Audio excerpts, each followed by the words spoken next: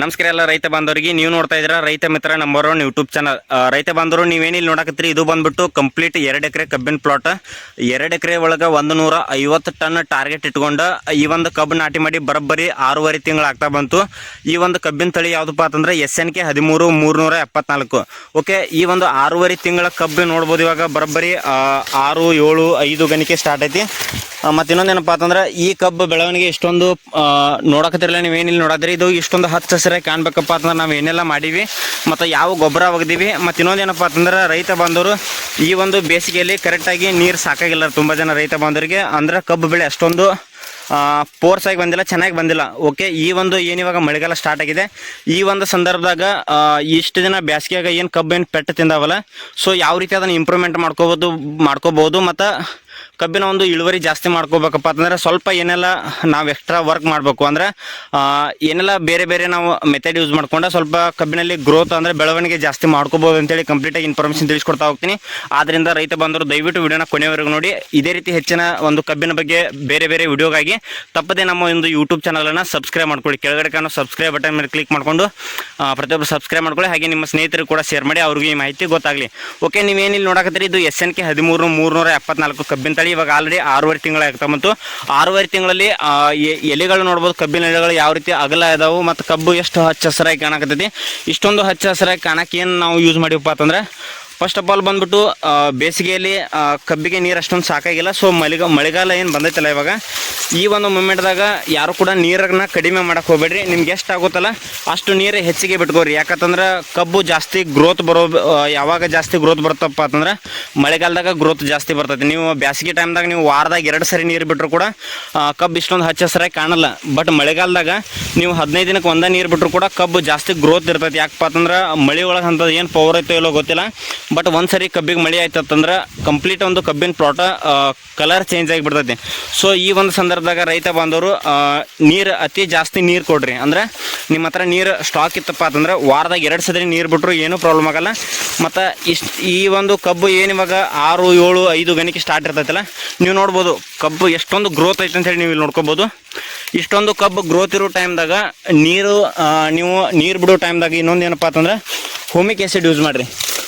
ಹೋಮಿಕ್ acid use ಮಾಡೋದ್ರಿಂದ ಕಬ್ಬಿನಲ್ಲಿ ಬಿಳಿ ಬೇರುಗಳ ಸಂಖ್ಯೆ ಜಾಸ್ತಿ ಆಗ್ತೈತಿ. ಮತ್ತು ಇಲ್ಲಿ ಕಬ್ಬು ನೋಡ್ಬೋದು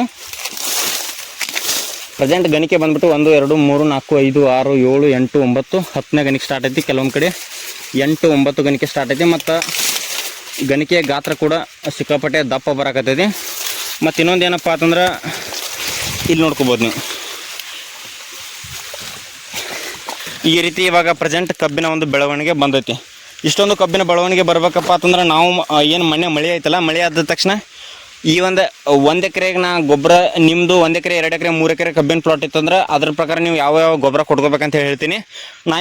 ನಾವು ಇದು 2 ಎಕರೆ ಕಬ್ಬಿನ ಪ್ಲಾಟ್. 2 ಎಕರೆಗೆ ನಾವೇನು ಮಾಡಿವಪ್ಪ ಅಂತಂದ್ರೆ 2 ಚೀಲ ಯೂರಿಯಾ ಗೊಬ್ಬರ ಹೋಗಿದ್ದೀವಿ, 2 ಚೀಲ DAP, 2 10, 26, 1 ಅಕ್ರೋಡೋಸು, ಮತ್ತು ಅದ್ರ ಜೊತೆ 1 kg ಏನು 19 ಐಸೋಲ್ ಬರುತ್ತಲ್ಲ ಅದು 3 ಪ್ಯಾಕೆಟ್ ಐಸೋಲ್ ಹಾಕಿವಿ. ಮತ್ತು 1 kg 2 ಹುಮಿಕ್ ಆ್ಯಸಿಡ್ ಯೂಸ್ ಮಾಡ್ಕೊಂಡಿವಿ. ಇಷ್ಟೊಂದು ಯೂಸ್ ಮಾಡ್ಕೊಳ್ಳೋಣ ಏನೆಲ್ಲ ಅಂದ್ರೆ ಕಬ್ಬಿನಲ್ಲಿ ಏನೆಲ್ಲ ಬದಲಾವಣೆ ಆಗುತ್ತಪ್ಪ ಅಂತಂದ್ರೆ, ಹುಮಿಕ್ ಯೂಸ್ ಮಾಡ್ಕೋದ್ರಿಂದ ಬಿಳಿ ಬೇರುಗಳ ಸಂಖ್ಯೆ ಜಾಸ್ತಿ ಆಗುತ್ತೆ, ಕಬ್ಬಿನಲ್ಲಿ ಗ್ರೋತ್ ಕೂಡ ಅಷ್ಟೇ ಪೊಟೆನ್ಷಿಯಲ್ ಆಗಿ ಜಾಸ್ತಿ ಬರುತ್ತೆ.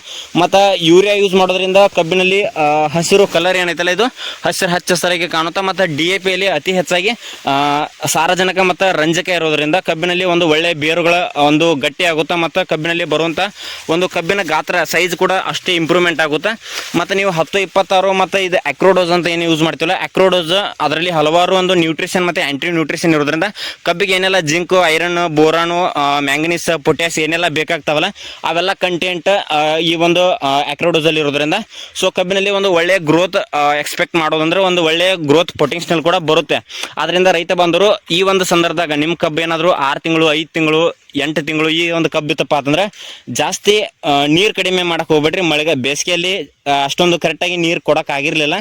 ಸೊ ಬೇಸಿಗೆ ಟೈಮ್ದಾಗ ನೀವು ಆರಾಮಾಗಿ 1 ವಾರದಾಗ 2 ಸರಿ ನೀರು ಬಿಟ್ಟರು ಕೂಡ ಏನು ಕಬ್ಬಿಗೆ ತೊಂದರೆ ಆಗಲ್ಲ. ಆರಾಮಾಗಿ ಕಬ್ಬು ಜಾಸ್ತಿ ಗ್ರೋತ್ ಬರೋಕ್ಕೆ ಸ್ಟಾರ್ಟ್ ಮಾಡ್ತೈತಿ. ಮತ್ತು ಇನ್ನೊಂದು ಏನಪ್ಪ ಅಂತಂದ್ರೆ ನೀರು ಜಾಸ್ತಿ ಬಿಡ್ಬೇಕಂತೇಳಿ ನೀರು ಫುಲ್ ಸ್ಟಾಕ್ ತುಂಬಿಕೊಂಡು ಇಟ್ಕೊಳಕ್ಕೆ ಹೋಗ್ಬೇಡ್ರಿ. ಲಿಮಿಟ್ದಾಗ ನೀರು ಬಿಟ್ಕೋರಿ. ಅಂದ್ರೆ ನೀವು ಜಾಸ್ತಿ ನೀರು ನಿಂತ್ಕೋಬಾರ್ದು, ತೇವಾಂಶ ಮೇಂಟೈನ್ ಮಾಡ್ಬೇಕಷ್ಟೇ. ಆ ಒಂದು ರೀತಿ ನೀವು ತೇವಾಂಶ ಮೇಂಟೈನ್ ಮಾಡಿದ್ರೆ ಕಬ್ಬಿನೊಳಗೆ ಒಳ್ಳೆ ಗ್ರೋತ್ ಎಕ್ಸ್ಪೆಕ್ಟ್ ಮಾಡ್ಬೋದು. ನೀವು ಇಲ್ಲಿ ನೋಡ್ಕೋಬೋದು ಈ ಒಂದು ಕಬ್ಬಿನ ಪ್ಲಾಟ್ ಇವಾಗ ಯಾವ ರೀತಿ ಒಂದು ಒಳ್ಳೆ ಗ್ರೋತ್ ಬರತೈತೆ ಅಂತೇಳಿ. ಈ ಒಂದು ಕಬ್ಬಿನ ಪ್ಲಾಟ್ದಾಗ ನಾವು 2 ಎಕರೆದಾಗ 150 ಟನ್ ಟಾರ್ಗೆಟ್ ಇಟ್ಕೊಂಡಿವಿ.